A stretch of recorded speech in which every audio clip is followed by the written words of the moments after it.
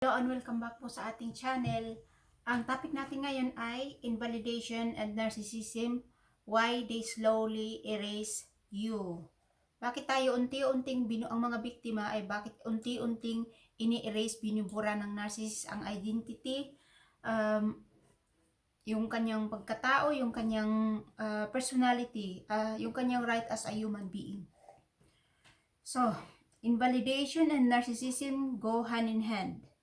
Ever get the feeling you're invisible? Like you are entirely worthless and just don't matter? If yes, you know all too well the obliteration that inevitable comes from narcissistic invalidation. It is the default modus operandi for pathological narcissists, underpinning all forms of abuse, whether physical, psychological, mental or sexual. The effects are horrendously damaging and disempowering. Invalidation is used to slowly erase you.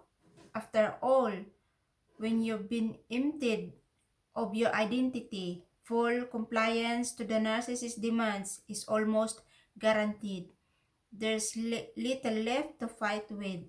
But the very fact you are reading this now means you are not down and out. You are still fighting for you.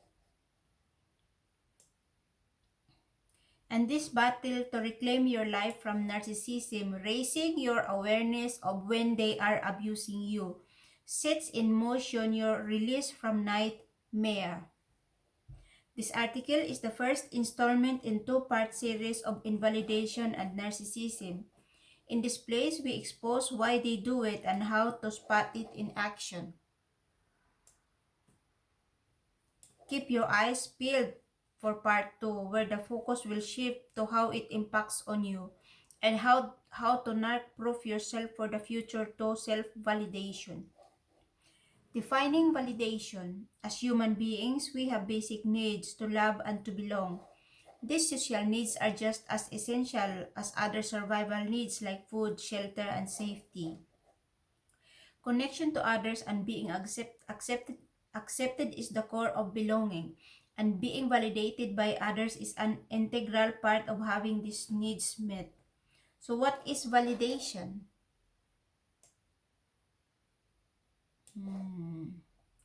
It is being present and supportive of another experience by acknowledging their thoughts and feelings without attempting to change them. In being validated, we feel accepted by others and we also accept ourselves. We feel heard, seen, and understood. In short, we feel valued. Appreciating emotional states of others, however, hinges on the capacity for empathy.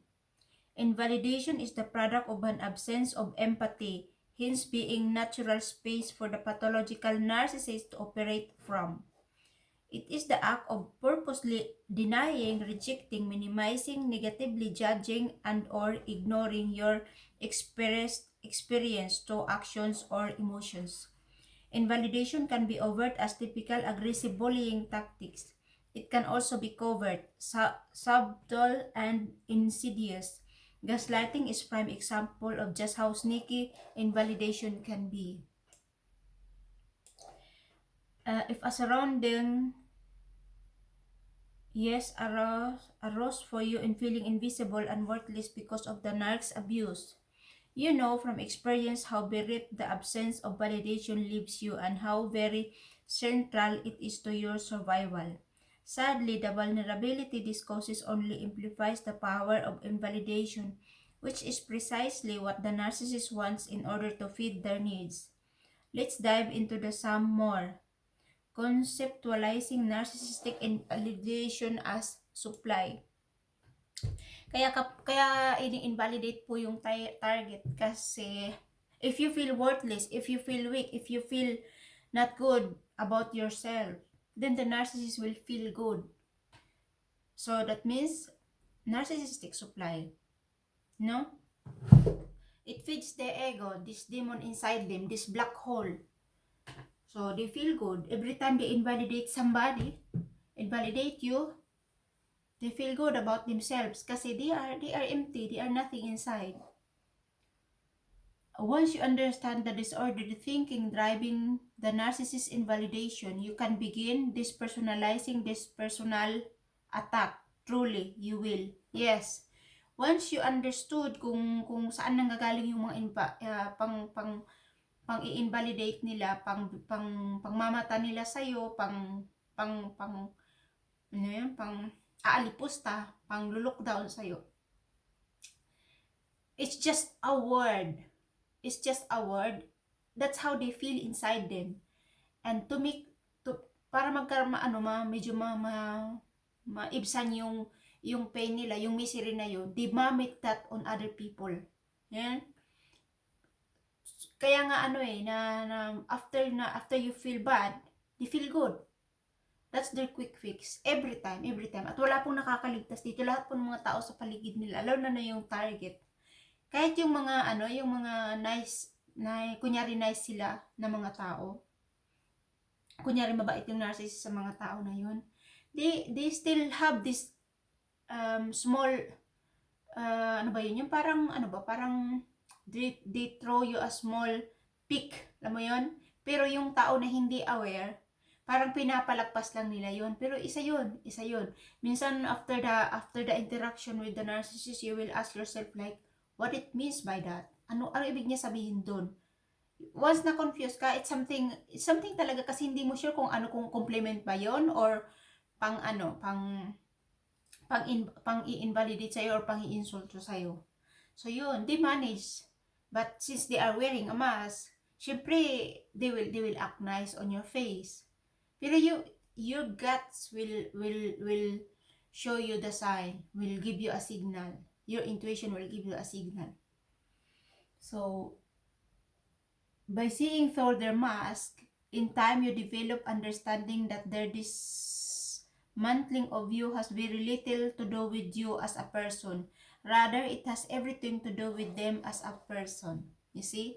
It's just projection.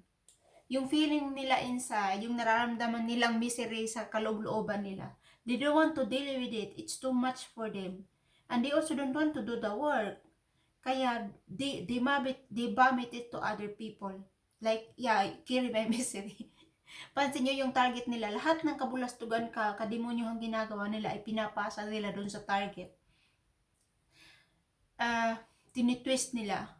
And you as a person, you know yourself, alam mo na hindi mo, yung mga pinapakarga sa'yo ay hindi yun sa'yo. That's not your baggage to carry. Sa kanila yun dahil projection yun. Don't take it seriously. That's how they are. Kaya nga, importante na may knowledge tayo about narcissism and narcissistic personality disorder. Kasi, ito po yung problema na hindi masyado pinag-uusapan, lalo na sa atin sa Pilipinas, sa atin sa Asia. Hindi ito masyado na pag-uusapan, although marami nito sa atin. Yung ating pwedeng nasa pamilya natin ito, pwedeng nasa work, kaibigan, sa church. They are